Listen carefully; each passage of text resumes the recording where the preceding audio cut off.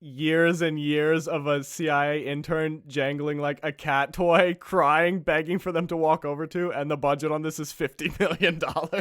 There's a group of just really frustrated scientists just kneeling on the floor, crying in front of like 15 cats. Please, Mr. Kibbles, my career is on the line. Just follow the laser. Ladies and gentlemen, welcome to Unbelievable. I am Season 2 champion Kurt Danner, joined here by Season 1 champion Luis Mejia.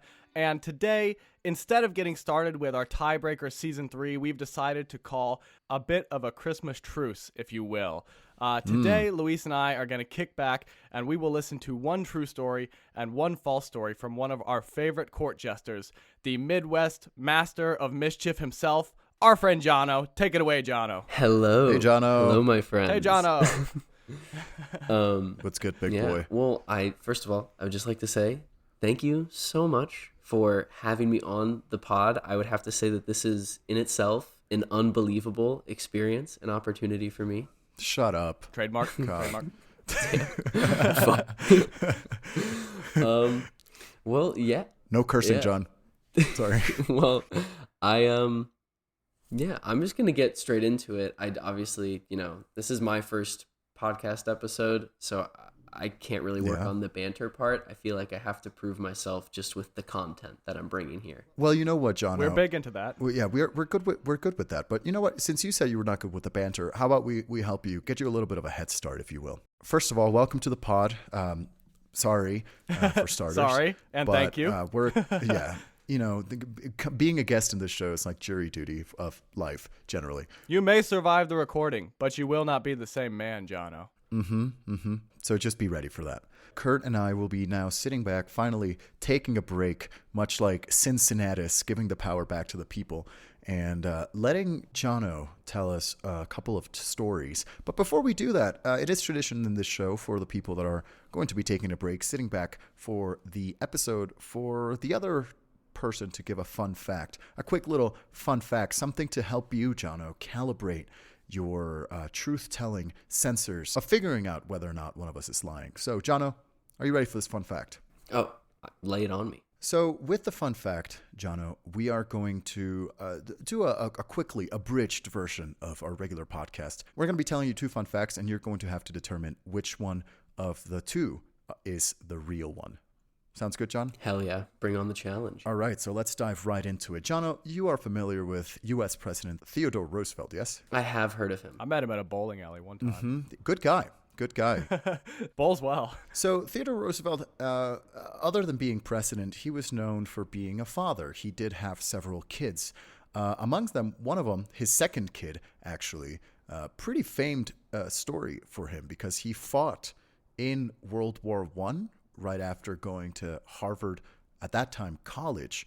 Not only did he fight in that World War, but he also fought in the Second World War. Eventually, sadly, he tragically passed away during his time stationed in Anchorage, Alaska. But this man's name, Theodore Roosevelt's second son, his name was Kermit.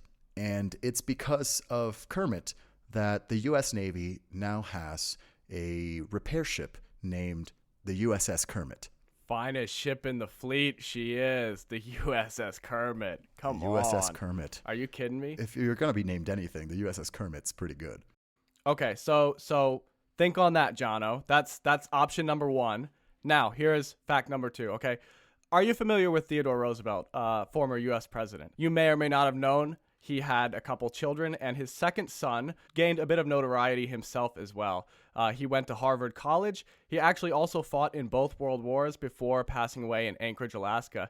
And because of his time in service, there's actually now a ship named after him in the U.S. Navy called the USS Elmo, because his name was Elmo, which is kind of a weird name, but I guess that was a little bit more accepted then. So, hey, finest ship in the fleet she is, the USS Elmo. That is true. It's a repair ship, but everyone has a good deal of respect for the USS Elmo. Yeah.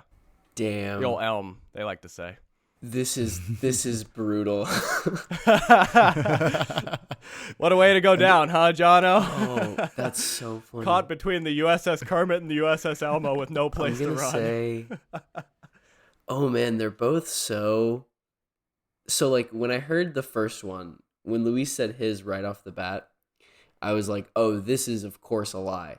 I But see. after He knows Luis hearing well. that my other option, that everything about it was true, but that the only thing is that was his son named Elmo or Kermit. I feel like Elmo is a more normal name. Okay. Oh, So you're going with Elmo then? I'm going with Kermit. I think Whoa! I'm switching. I think Plot twist. his name was Kermit Roosevelt, and that's my final answer. Wow. That is insane. You are keeping with the tradition of absolutely making a fool out of me. Because you're so correct. So correct. Theodore Roosevelt's second son was indeed named Kermit Roosevelt, who, funny enough, his name was actually Kermit because his mother's name, or his mother's middle name, was also Kermit. So that's why Kermit Roosevelt was a famed scholar who fought in World War I, then became an incredible zoologist, then went to World War II, and then passed away.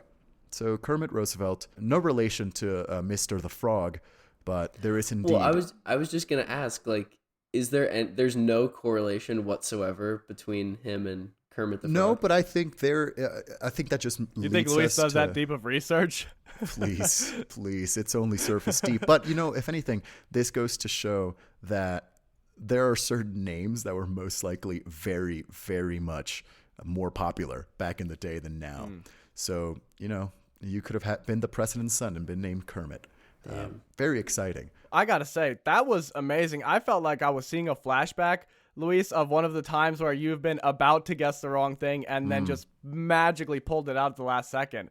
That I feel like up until that plot twist at the end, I was feeling pretty good, but now I'm really worried about like what might be coming up, because this man has got head empty, maximum ignorance, maximum bliss going on over here. He's just riding the vibes, and I'm a little intimidated. I'm not gonna lie. Yeah, Johnno is really hitting that energy that this podcast needs. If you never know if they're making a smart statement or just making things up on the go. And Johnno, I think, walks that line every day. I like to live on the razor's edge. I mean, what can I say? And on the razor's edge will be. So let's get ready for a close shave, Johnno. If you will, have you a couple stories for us? I do. And I think, honestly, the fact that we started off with is perfect, because I was planning on telling these stories just chronologically. And our first story takes us back to World War II. Alrighty. Kermit's there. He's on the ground. Yeah, boots on the ground. This story is based in, of all places, the City of Lights, Paris. Ooh. Today I'm going to tell you guys about a little chap that I've come to know and love very much, named Louis Alibert. Ooh. Sorry, may I submit for the court's approval Louis Ali or Louis Alibert right now? Can I just get it in right now? Louis something, please. Louis the Bear? Louis the Bear. Sold.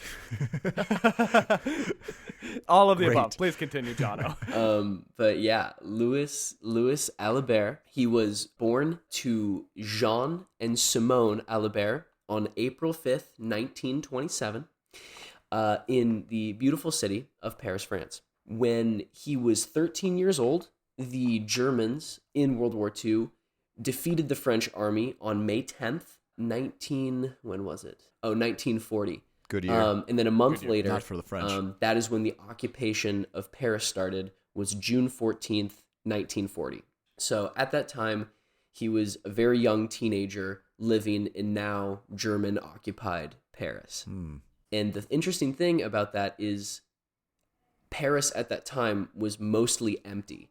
2/3 of the population had evacuated before the Germans even came in. So everybody left there was either very poor or just physically kind of unable to leave the city itself.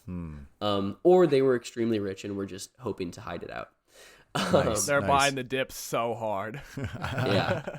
As the Germans settled Paris, they obviously instituted a lot of reforms and a lot of their own legislation and laws that really limited many of the freedoms of the Parisians of the time. And a few of those things, you've probably heard of many of them. There were lots of curfews, power rationing, food rationing, there were a lot of things that really frustrated the Parisians.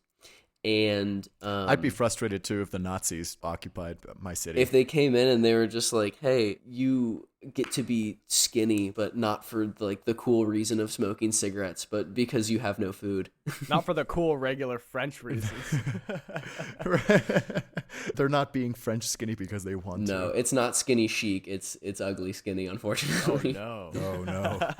So they come in, and one of the biggest things that really pisses all of the French people off is that the Nazis come in and they start the Service du Travail Obligatoire, which is the obligatory work service, which is a program that was actually ratified by the like fragile French government, which allowed German soldiers to take young Frenchmen from their homes and send them into factories and labor camps for the exchange of ill and injured prisoners of war that the Germans already had. Oh, whoa. Yeah. The French government said maybe just a little bit of slavery will do the trick. It is estimated that anywhere between 600 and 650,000 French workers were sent to Germany between June of 1942 and July of 1944.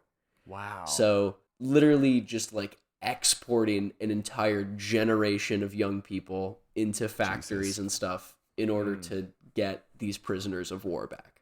Could you just tell any young kid that, hey, you're off to the factory, or was there a process? Or was it mostly like a father convincing their child, or like a family convincing their child, or did someone just go to a random household and say, hey, sorry, kid, you're going to the factories today? Like, was this a draft situation? It was like a draft. It was an obligatory work service. So like in the, what's it called? Like the census of like the town or whatever, Yeah. like German troops would roll in and they would be like, hey, we need like 200 workers.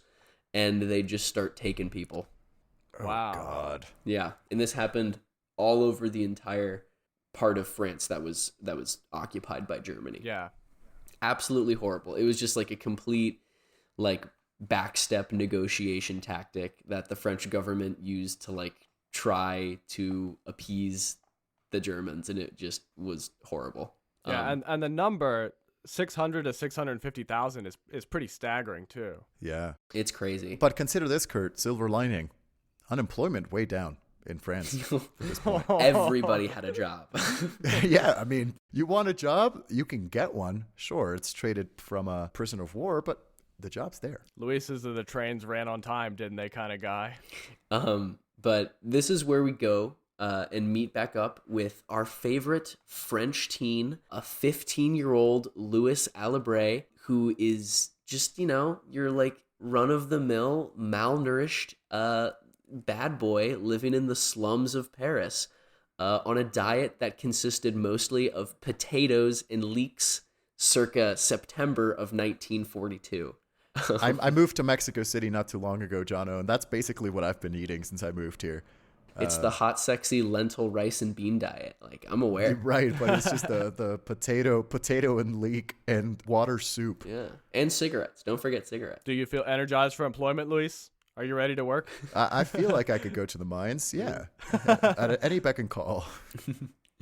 But yeah, so in September of 1942, as part of the previously mentioned forced work program, Louis is taken from his home and sent to Mannheim, Germany, where he is put to work in a factory that is producing Magrius A3000 cargo trucks, which maintain supply. It's like the main cargo truck that the Germans were using to maintain their supply routes, like from Germany all the way to the front.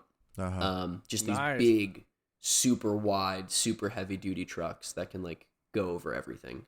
Yeah, they put him in charge of the important stuff, the infrastructure, That's what they don't tell you about keeping the day-to-day running is Louis in there in the factory building those trucks. He's the best out of all of them. He can churn out a truck every 15 minutes. Well, here's the thing, Luis. You're not wrong. Because that was his claim to fame, is that Louis was apparently noted to be an incredible worker. He was incredibly mechanically gifted, and he was like constantly one of the top like mechanics that was like working in this factory Employee when of it the came month to every both month. like assembling trucks with speed and like problem solving different things that were happening. And so while he is working there, over a period of about a year and a half, while he's working at this factory in Mannheim, Germany, he is promoted from assembler to machinist, and then finally to QC, or quality control inspector. He proves himself to be like very fast, like a very good worker, and so he like rises through the ranks and is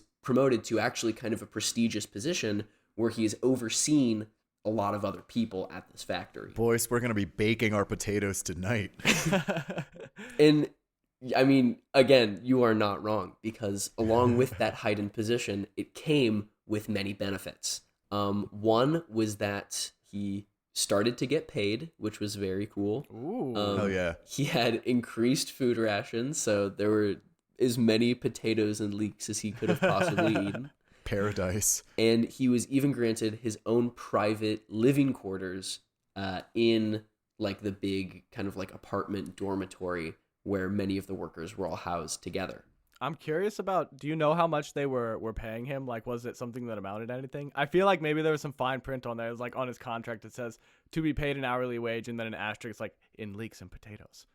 Yeah, I was not able to find anything about actual pay, but I assume it was like still an absolute pittance, because he was essentially living like probably like a majority of his time just like in this camp. Like he slept here, he ate all his meals here, he worked here. It was basically indentured servitude from like what I could tell. I don't know about you guys. I'm kind of digging it. Like, I feel like just go do your work, build some cars. You're digging being And subjected to it, not having the... Okay, I just wanted to make sure. No, I'm digging kind of the not having to worry about where you're going to be living or what you're going to be eating, you know? Luis always longs to go back to the golden age and live in like the Hershey town of Pennsylvania, where everybody just woke up, made chocolate all day, and then went back to their like government, their like company sponsored housing. Exactly. And, you know, were they paid in Hershey bucks, so like not real currency? Sure, but what else am I going to spend my money on? Luis, you are so Nothing. prepared to live in a dystopia. You were really born, I think, like 20 years too early. Could be 30 or 40, though. We'll see. I think it just means he's well adjusted. That's true. Maybe he's ready for the future. I'm living on the toes of my feet. Sorry, on the balls of my feet. At any moment, I can pivot to whatever needs happening. Well, and another person that I know who's pretty much prepared for anything is my good friend, a now 18-year-old Louis Alibert. He's speaking just of 18. pivoting, He's 18 years old at this point. He was taken when he was 15, and Jeez. he's either like late 17 or has like just turned 18 at this point. But he is now the quality control inspector for this factory. And okay, that just makes me think, imagine you're subjected to indentured servitude, and then also they make a 17-year-old your boss. You're like, could this get any worse? And then the next day you're proven wrong. he walks around with a clipboard like to some like 40-year-old man who has like never touched a machine in his whole life, and he's like, do it better. But yeah, so it is at this point in his life that he's finally, you know, he was in this horrible situation, and he's finally, you know, kind of made something of himself and is doing a little bit better than, you know, he was, that he decides to enact a grand and beautiful plan of revenge. Ooh. Yes. So Scheme time. if you were paying attention, one of the biggest things that Lewis was granted when he received this position was a private living quarters. And he decided to use that to his advantage, because when there was nobody around and, you know, nobody that could like possibly rat on him, he started sneaking home different mechanical parts, tools, and car parts from the factory that he worked in all day. And in the wee hours of the morning, he began to build a bomb. Oh, yes. yes. No, man. This is like what, Shawshank Redemption, but 10 times Exactly better. the same. Exactly the same. They probably based it on this. It's wild. So, like, for months and months, like, as, you know, this inspector, he's, like, giving the final say on all of these cars and like, you know, doing test drives and stuff like that. He's like the last person that this stuff has to go through in order for it to get approved. So he's, you know, obviously working very closely with the like German foremen who are running the factory, and is probably one of the last people that they would suspect of wanting to be up to something, because he like has this position of prestige and power where he's treated so much better than everybody else. Right. Who's going to tattle on me? The quality control inspector? Nay. But so after months of planning and building and tinkering, Lewis is finally ready to enact his final plan, hooking his bomb literally up to an egg timer. When everybody leaves for Very like the French factory maneuver. at like, you know, like 5 or 6 in the morning or whenever it would be, he triggers his bomb, leaves with everybody else to go to work, and then about like 30 to 40 minutes later, there is an enormous explosion that goes off in the dormitories, like just across the street from the factory. Wow. An entire like quarter of this like 3-storied brick building like crumbles away, and there's just like havoc. There's like a fire brigade coming in. There's like all these soldiers that are swarming about. It's utter chaos. And while this is going on, it just so happens that Lewis was inspecting a car that he had previously been working on for the past few days that just so happened to be ready for a test drive. Right as this was happening, Lewis was conducting like a test drive on one of these cars and is literally just driving straight out of the city. He's like driving around the corner, and when he gets to like the edge of, because the factory was like, it was like a huge facility with that kind of like, it was in a city, but it was like a blocked off kind of part of the city. So it's like there were parts of it that blended with the city itself, but for the most part it was just like its own isolated area. But anyway, he's driving this truck, and as all of this other shit's going on, he is stopped in the middle of the street by 3 random guards that were just passing by, and like at gunpoint they're like, "Hey, what are you doing? Like, stop this. You're not supposed to be driving a car." And he's like, guys, please, I have my papers right here. I'm the quality control inspector. I'm just testing like the shifting and like all that Who, stuff. little old me? The quality control I'm inspector? just a humble quality control inspector. It is a natural 20 charisma roll, because they're like, "Oh yeah, go ahead. We're so sorry."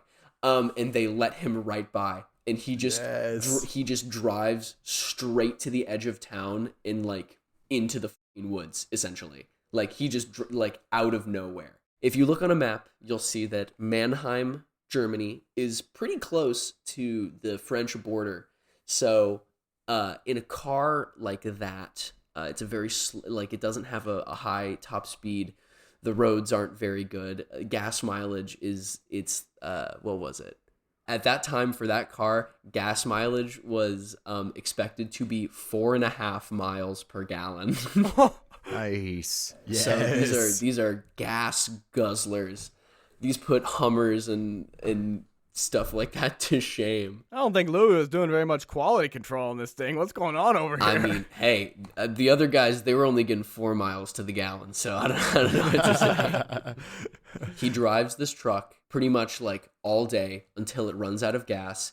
He ditches it in a ravine and then walks the rest of the way from Mannheim, Germany, sneaks across the border into France, and makes it to Metz, M-E-T-Z, Metz, France. Go Mets. In like a total like 3-day long journey.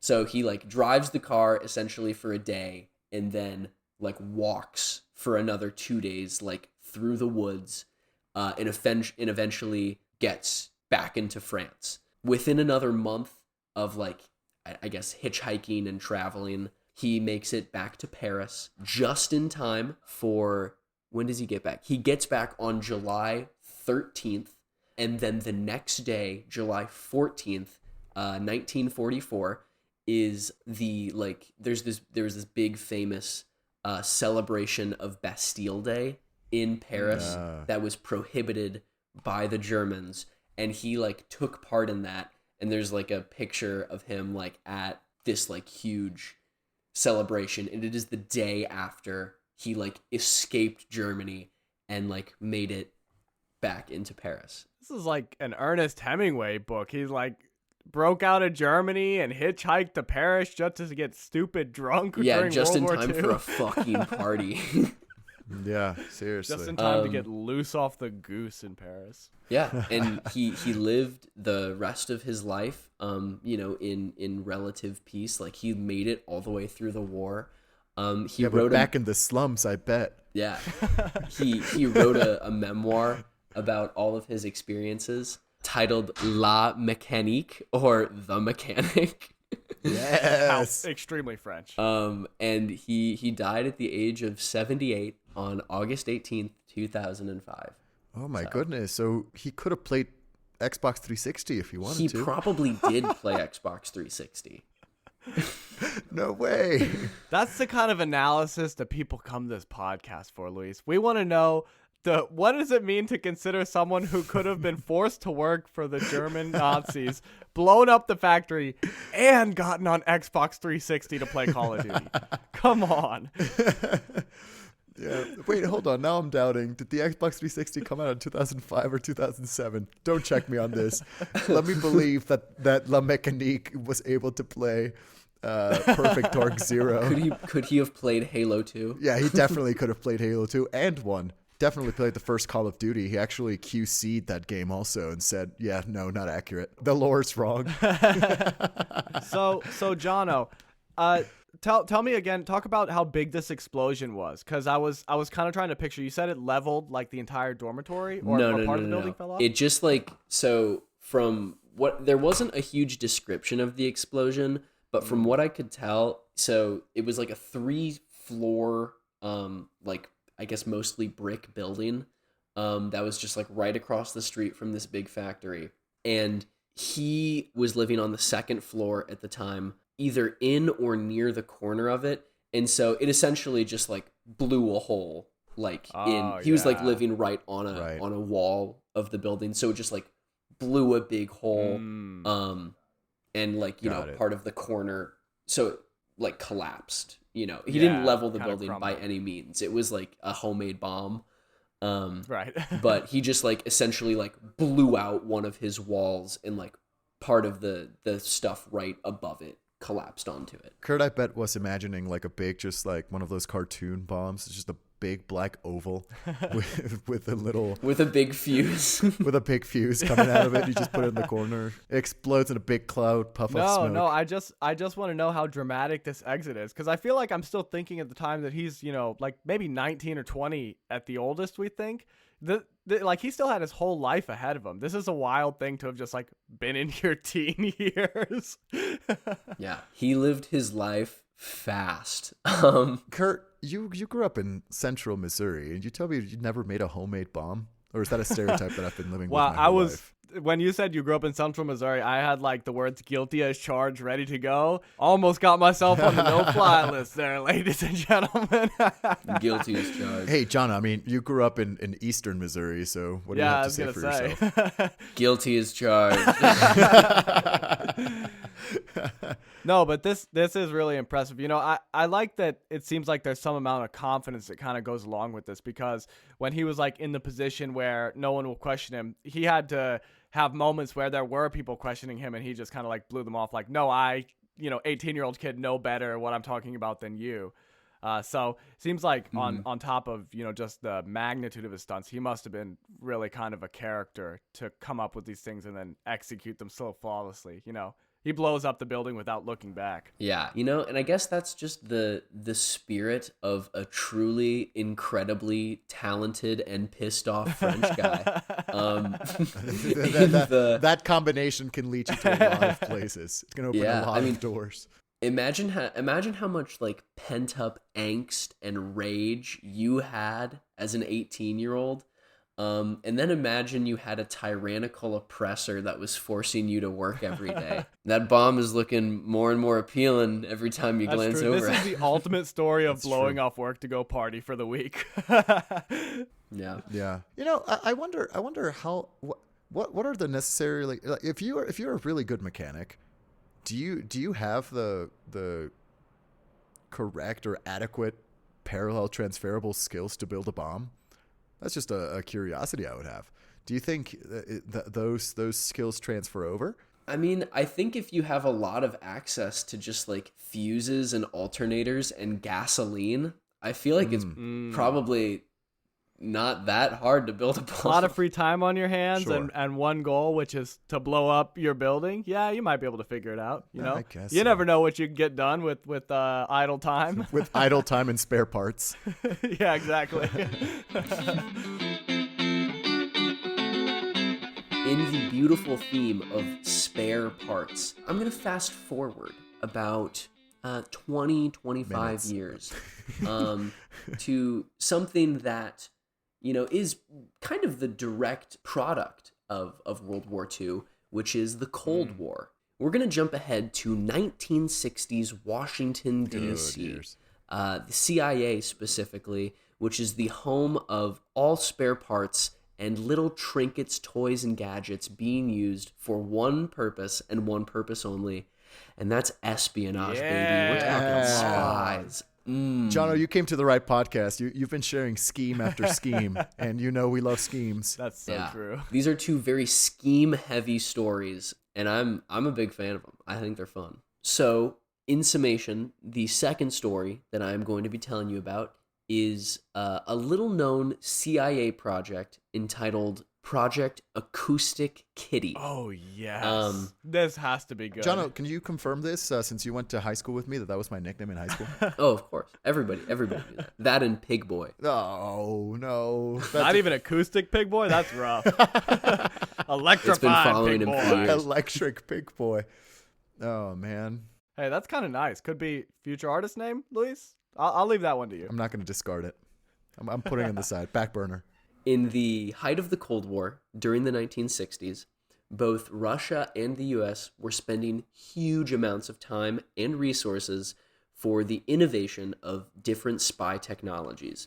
Now, we've seen a lot of these in many pop culture things like James Bond or Jason Bourne. You know, it's the lipstick gun, a watch that has a camera in it, the anal lock-picking toolkit, or the shoe radio. You know, just everyday things that All everybody's their heard of. favorites. One of these is not like the others. One of these stands out. One of these is not like the others because Luis owns it. Hey. But they were constantly looking for new and subtle ways to observe from afar or just gather as much information as they possibly could from behind enemy lines, even many times going as far as to recruit both children and animals to do their bidding for them in an unsuspecting manner. How do you recruit an animal? Like, I don't think Did you any have of the animals pass? Yeah, I don't think you have to conscript. I'm sending you the Wikipedia link page for net. Imagine they go up to a stray dog that's like chewing on a bone and they're like, "Hey kid, you want to get into the spy business?" And the dog like looks up, goes back to chewing on the bone, and they're like, "Okay, never mind." He opens a trench coat that's just full of kibble. True, so true. I bet they did sucker him into it. They go up to a possum and ask it if it wants to have no student debt. You can get this and more. Just come with me. Hey, stray cat I found in an alley. You want to own a Camaro? Do you want a high school sweetheart wife in a Ford F-150 that you get to drive for 2 months out of the year? And a high school sweetheart wife that leaves you after 2 years. No, she doesn't leave you. She just cucks you. Well, on that note, what animals are we talking about here exactly, Johnno? I'm so glad you asked, Curtis. The CIA, you know, many different animals have been used in times of war. There were carrier pigeons, mine-sweeping dolphins. But today, What? oh yeah, Hold on. You Hold can't just say everything. something like mine-sweeping dolphins and move on, John. You didn't know? Oh, sorry. Yeah, okay. This is not related to my story at all, but that was like a thing. So I know that we've talked about this a little bit, that there used to be like cats inside missiles that would like guide them to hit ships. Well, that was the plan, but all the cats passed out as soon as they shot the missiles or dropped the bombs. Yeah. There were initiatives where they trained dolphins to locate and sometimes even run into sea mines. Oh, this is not a nice thing anymore. No. Wait, The dolphins Yeah. are not meaning to do this. This is a state of total war, my friend. I think that mine-sweeping dolphins was not... We need, like, torpedo dolphin mine-seeking something. This is a dolphin projectile at this point. It's not like a dolphin helping out a submarine. No. Oh man, you got me really excited for a brief second, then really sad for another second. But somehow the excitement is still there. I'm not going to lie. It's a bunch of dolphins that are really good at playing Minesweeper. Unfortunately. Are you? They can like use their noses on the iPad. If you blow up, is that making you good or bad at the game? Oh, good question. Who's to say? I see. Okay, so what else? But yes, so this brings us to the main project that we would like to talk about right now at hand. Project Acoustic Kitty. Acoustic Kitty, fantastic name, by the way. Yeah, good name. Yeah. It was launched by the Directorate of Science and Technology arm of the CIA in the early 1960s. And the main purpose of it was to equip cats, ideally an army of them, with listening and bugging devices, and then to send them to the Russian embassy, the Soviet embassy in Washington, D.C. Yes. Nice. And this idea kind of evolved as it, through its inception, and it went from just planting bugs on cats to surgically implanting bugs into cats. Whoa. So Cyborg this is cat. a 1960s initiative to use cybernetically augmented cats to eavesdrop and spy on the Soviet embassy in DC. That is the most 1960 sentence that was ever said. Cybernetic cats to spy on the Soviet embassy. This is Designed by like- the CIA. I'm so excited right now. The only thing left is to give the cats acid, honestly. Did you guys ever watch the movie G-Force as kids? The one with the guinea pigs that With are the guinea also pigs? spies? You speak of the sacred text. It's essentially that. That's actually my favorite movie, John. Sorry, just had to sneak that G-Force reference in there, but we digress. Yeah, Sponsored by G-Force. So in the days before PETA or any real animal rights policies, the CIA spent 6 years and Yeah, the CIA is like, thank goodness there aren't $20 any big animal rights activist groups, or we wouldn't be able to do this little scheme. That would sure stop us if a bunch of citizens organized and said, "Don't do surgery on cats." But how much money are they spending, John? $6 million? Yes, they spent 6 years and $20 million, Jesus. which in today's money is $186 million. What you don't know is there were only 12 cats. How many implants did they have? Well, here's the thing. They spent all that money developing like breeding patterns, training techniques, surgeries, and delicate surveillance equipment with cute the idea outfits. of turning a team of cyborg cats into walking ears for Uncle Sam. Wow. What they ended up with was one cat. Oh, yes. The This one. is amazing. The chosen They ended cat. up The with Master after, Chief cat. after all of this, We're back to Halo. there was only ever one cat that received the hour-long procedure by a veterinary surgeon where a microphone was implanted deep in the cat's ear canals, and then a thin wire was run from, I guess, like the outside of the ear under the skin into the base of the skull, where a small radio transmitter was planted at the base of the skull. Wow. How much money would it take for this to be done to me?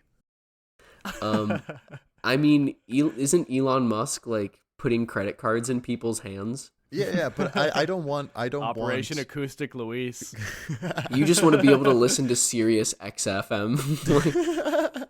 I want to be able for my friends to just be hearing what I hear. It's like, hey, Johnno, tune in now. There's got some great stuff going on. Honestly, I would love that. I think actually, Luis, this could be very beneficial for you, given how little you pay attention to the things going on in front of you. You know, That's you true, could be like, yeah. what was this podcast episode about? Oh, let me just listen back to my own recording. You know, imagine actually knowing what's going on in your life. That could actually be a big game changer for you. You hit the nail right on the head, Kurt. But also, Kurt, considering my historical patterns, do you think I'm going to be listening back to the recording? You know, another problem with this idea also that's coming to mind is that even if you did like it, you would have forgotten it anyway by the time we're done recording. And since you currently do not have any listening recording device implanted, you would have no way of referencing it back. It actually would only be available for Mac users, and I'm a Windows user, so I can't actually. It's not compatible with the software. Damn, I'm on Linux. Darn. So did Master Chief Cat ever get put into action? Did he get to see quote unquote combat? Yes. Oh yes. And I'm about to describe that to you right now. Thank God. Yes. So, in addition to this surgery where microphones were implanted in the cat's ears and a radio transmitter was implanted at the base of the skull, any of the cats who were in this program went through months and months of rigorous training just in an attempt to get them to walk to a location. Yes. Because here's the thing, you'll see even today dogs in many police forces, and that is because dogs are generally very easy to train. Cats are extremely independent, and usually could care less about what anybody has to say or like ask them to do. Oh yeah, So- this must have been just like years and years of a CIA intern jangling like a cat toy, crying, begging for them to walk over to, and the budget on this is $50 million. There's a group of just really frustrated scientists just kneeling on the floor, crying in front of like 15 cats. Please, Mr. Kibbles, my career is on the line. Just follow the laser. Here's the thing, is you're not wrong. Because there is a now declassified CIA document where I got most of this information from. And in that declassified CIA document, it is stated that the hardest part of this entire endeavor was the fact that the cats would never listen to anybody. And that it was almost impossible to get them to, like, follow even the most simple commands. Who could have seen that coming? But anyway, we've gone through all these years of training and development. We've spent all this money. It's 1967. Good year. Almost Good year. 7 years since the beginning of Project Acoustic Kitty.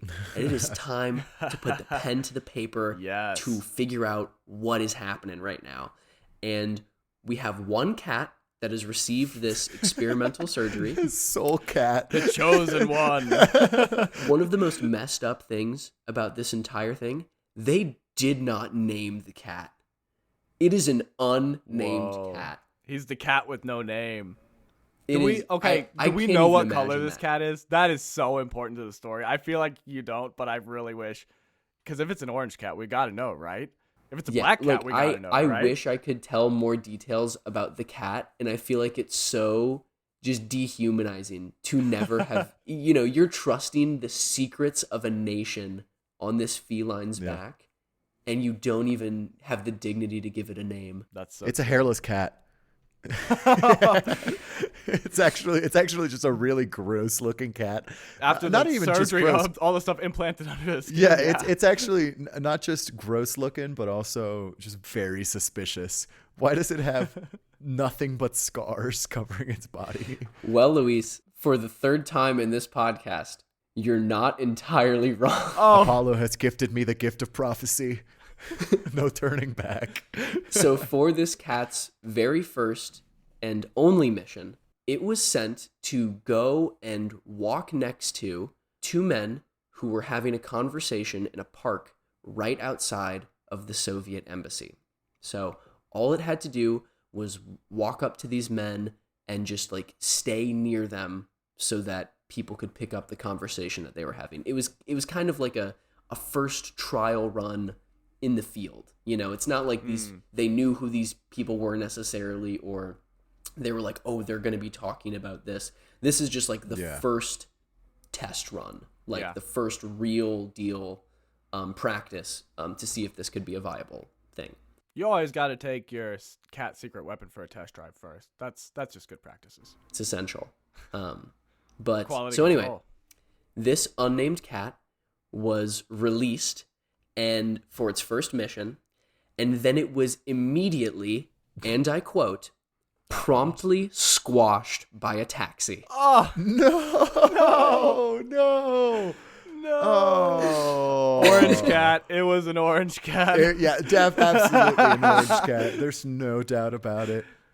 Oh no! After 6 years, And and the $20 million. and the equivalent today of almost $200 million.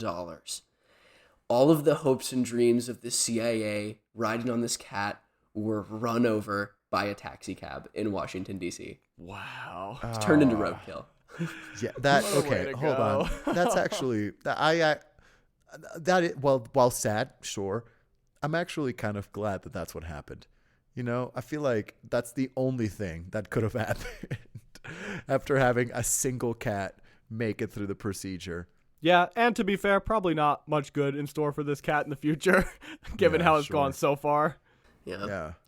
Yeah. Wait, Kurt, do you want to give this cat a name? I don't know, because I feel like, you know, where did they get this cat from? Maybe it already had a name. I'm so paranoid about spreading this misinformation, Luis. What if there's like actually a cat name rattling around out there?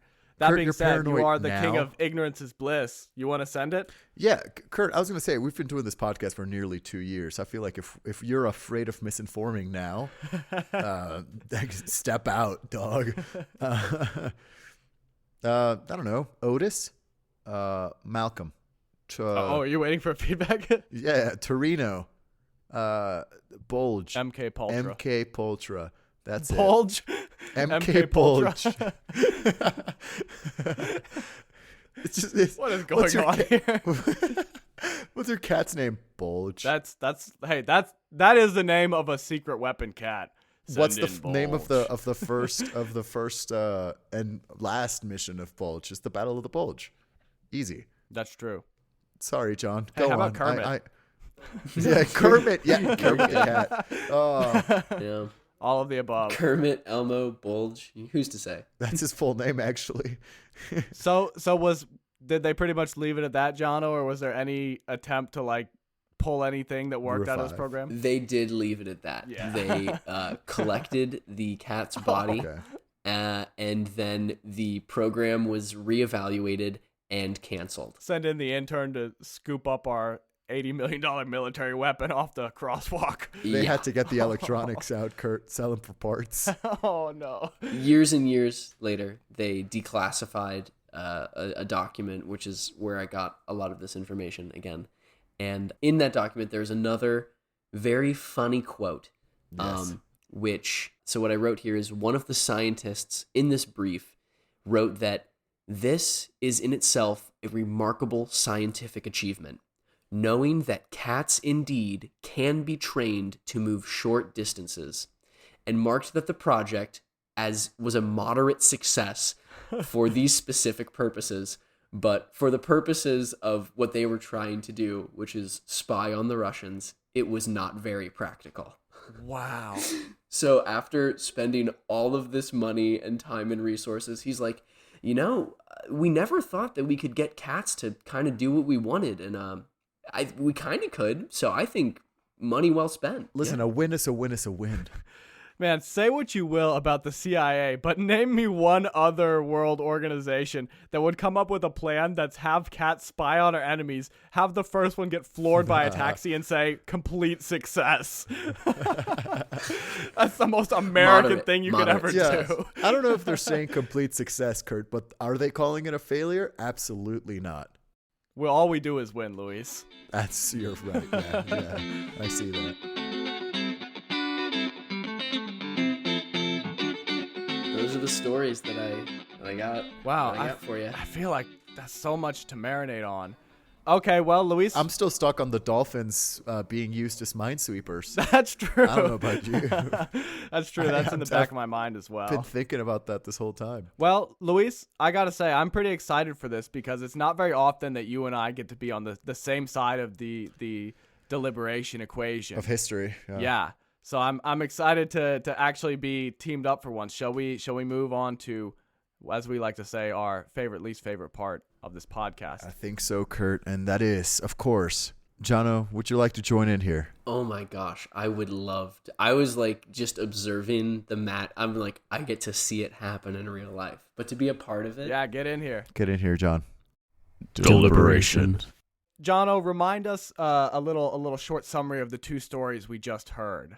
Refresh our memories a bit here. Yes. So the first story was about French teen Louis Alibert, Louis Alley. who was essentially kidnapped from his home in Paris, forced to work in a German truck factory, worked his way up through the ranks, achieved a higher position, and then with the authority and prestige that position gave him, enact a plot of revenge, which involved a bomb, a car, and a great big lie. He then hitchhiked his way all the way back to France and was greeted with one of the best independence parties that the country has ever celebrated. Nice. That's story one. Story two is a little bit more heartbreaking.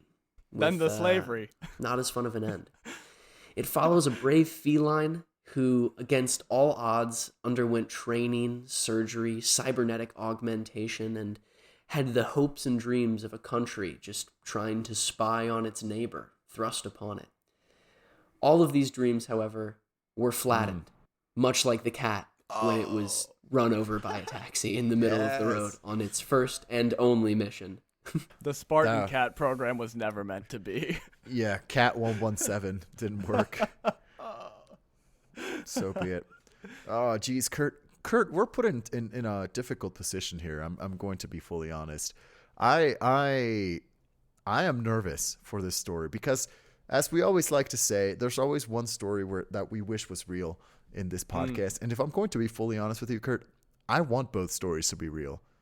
You want? Wow! I thought you were gonna say we have to choose between slavery or dead cat, but you're like, honestly, Kurt, is there any way we can have slavery and a dead cat? I mean, is that too much to ask? I think the world is more rich. If that isn't the most American thing ever. I've learned a little bit from my time in the U.S., Kurt. I'm not gonna lie. Oh my, Johnno, you've put at least me in a predicament, Kurt. Yeah, both of these stories are equal parts depressing and wild, I would say. It definitely, you know, there's a little bit of a hurdle here just to like get over like the heaviness of the stories. And also, you know, there's like both of them are really tempting. You really hit the mark on that. Both of these, I feel like I would really love to picture, you know, our 17, 18-year-old Louis peeling out as his building explodes in the background.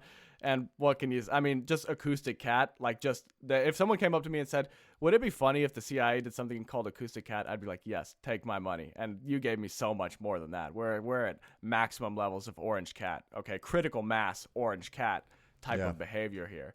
So I'm just kind of sifting through all of that. Luis, what are your thoughts, first of all? See, I like both stories a lot, but you mentioned this right in the very beginning of the cat story, Kurt. I think whenever we start talking about espionage and recruiting, quote unquote, recruiting cats for this mission, and you saying this is the most 1960s Cold War CIA thing, like that's absolutely not wrong. Like I can totally see the U.S. government saying, I'm going to do the most out there thing and then not tell people that we wasted so much money on a stupid mission like sending a bunch of cats to not even the Soviet Union itself, but just the Soviet Union embassy in Washington, D.C., as if that's the place they'll be talking about all the things are going to secrets. happen. Yeah, exactly, right? Like, these people, most of them, or a lot of them, are probably even Americans working in the Soviet Union embassy, right? So that's such a ridiculous concept that in my brain it almost makes sense. That's true. That cat would have gotten there just to hear them like complain about the weather. Or like the sandwich they had at the food court in the embassy, right? Like what are they going to? What state secrets are going to be revealed in a park? Also, wait, hold on, Kurt. Oh no, hold on. This brings a whole other question. The cats were going to be released not inside the embassy, where the real secrets could be revealed. Because if they're just going to go to a park, why not? Well, this just is the test drive, Maybe we don't know what the next step might have been. Maybe they're like gonna paratrooper him into the embassy. Yeah, they're gonna throw some cats into Moscow. I mean, I think if you're the CIA in the 1960s, you're probably like, well, they don't know what Assassin's Creed is, but you're probably picturing these cats could do like some Assassin's Creed things for you and get into the embassy once you fully train them. Once you get them to dodge the taxis. Yeah, exactly. First step, get them to dodge the taxi. Yeah. Baby steps here. Baby steps. So those are my reservations with this story, because like I think it's real, but at the same time it's like, hold on. So because you said that does feel like crazy, because I'm also kind of like, I feel like that's really crazy, but the CIA will always surprise you with what crazy things they'll try. Sure. So which side of that are you landing on? Kurt, I don't know. Can we talk about the other story real quick before we move into this? Yeah. I have something that I'd like to submit here that I was thinking about the first story. So, Luis, I will tell you, as far as my knowledge of explosives, when you grow up building things, you at least have to know how to not accidentally blow yourself up and what things might explode and what not. Sure. And one thing I was thinking about is, if you're building trucks, what can you get together that's going to be enough explosive material to blow off, or at least blow a hole in a building? Right. Yeah. I mean, maybe there's fuel, but like, what are you really going to put together that's going to deliver that kind of combustion?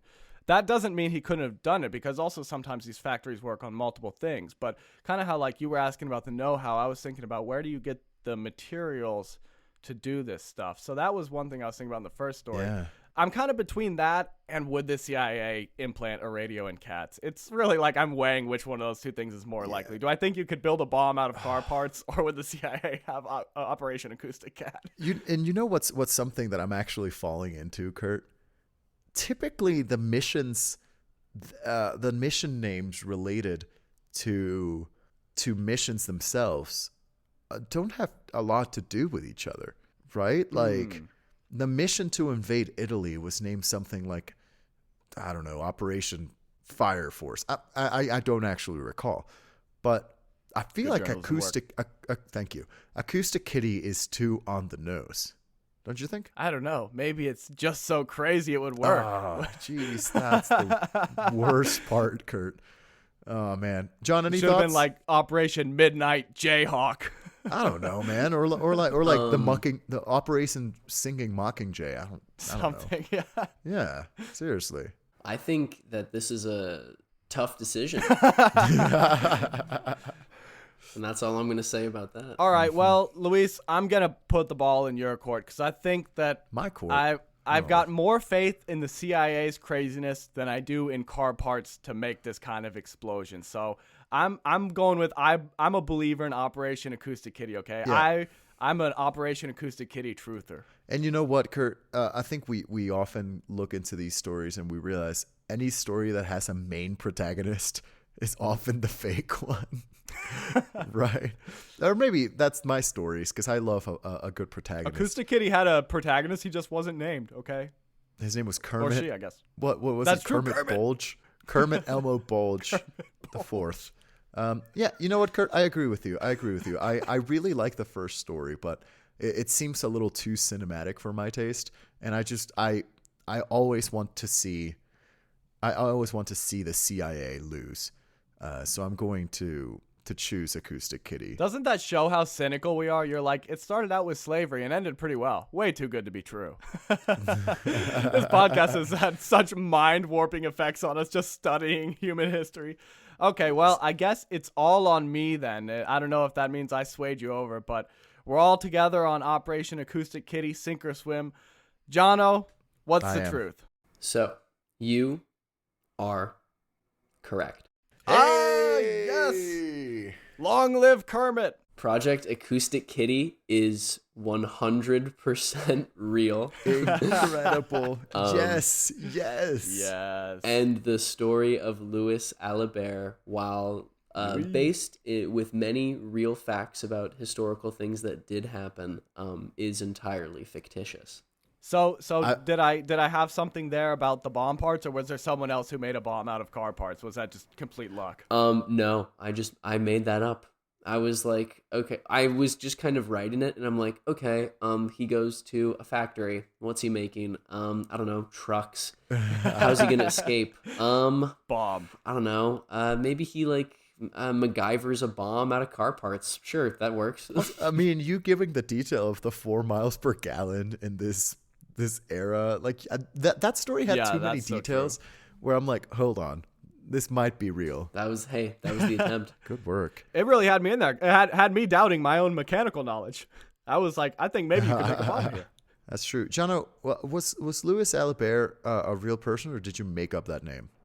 No, I Googled common French first names and common French last names from the 1930s, and I just picked the top 2. I think we can give Johnno the unbelievable badge of making up names. Dude, that was a banger. And by the way, that is a rite of passage for picking out names for this podcast. Ye old Google French names from the 1930s. Works every time, baby. Every single time. It's good. Oh man, that was really great though, Johnno. That was really great. You know, I think one of the things that I keep thinking about is that both of the stories I felt like weren't true because they were just, like Luis said, a little too cinematic. In both cases, it was just felt like I don't want the suffering to be real, but I do want them both to be true because they're both so wild. Both of them felt like you were really trying to tempt me to want to believe they were true, but I am really glad now that I can think about Acoustic Cat, my hero. Like you said, Kurt, I mean, they're both perfect in the way. Like the first one is based on a hero. There's a bit of a hero's journey there. And the second one, like we mentioned, it ends perfectly. Like, of course, after 6 years and 20 million 1960s dollars, the cat's just going to end up squished. Yeah, That's it's awesome. a classic comedy tragedy combo, you know? Really some Shakespearean stuff we've got going on here. This is really a high art pod. Exactly. Well, Johnno, tell us about this Acoustic Kitty mission, please. Yeah, so pretty much all of the information I had is like what I said. There is not a lot of information about this. The declassified document that I was talking about is like 1.5 pages long. Oh, wow.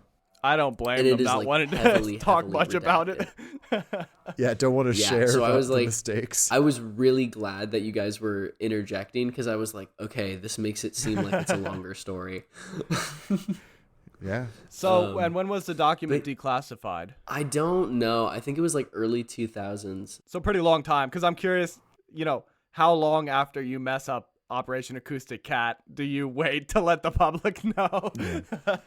Decades. Do you think they released the names of the scientists? Do you think a scientist in like his his upper 60s, early 70s sees this declassified document and their partner just says, "No way. Did you do this? Did you seriously mess this up this badly?" The former intern who was waving the laser pointer gets a call when he's like 70 and he's like, "Hey, by the way, you're never about to get hired for anything again." Right. It's about to ruin your career.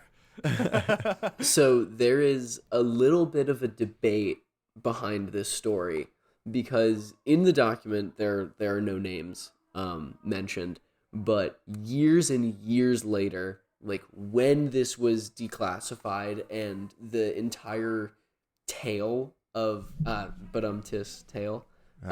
Project Acoustic Kitty had kind of been released, there was some like CIA worker who claimed to have been on it, who like Oh yeah. was saying, guy. "Oh, the cat didn't die. Get him the in cat front of didn't die. We Congress just stopped already. doing Come it." on. The cat just went to the Dominican So Republic. it's like so true. there's a little bit of a debate where it's like, did the cat really die? But it's like that was like the prevailing story, and then some guy was like, actually, it didn't happen. So it's like, who's to say? Well, John, that was an incredible story. I'm glad you found this. Seriously, it seems so fake. Thank you. I'm glad it was real. I think this is one of the podcast moments where I'm very excited that we guessed it correctly, because this is a story I sincerely really wanted to be real.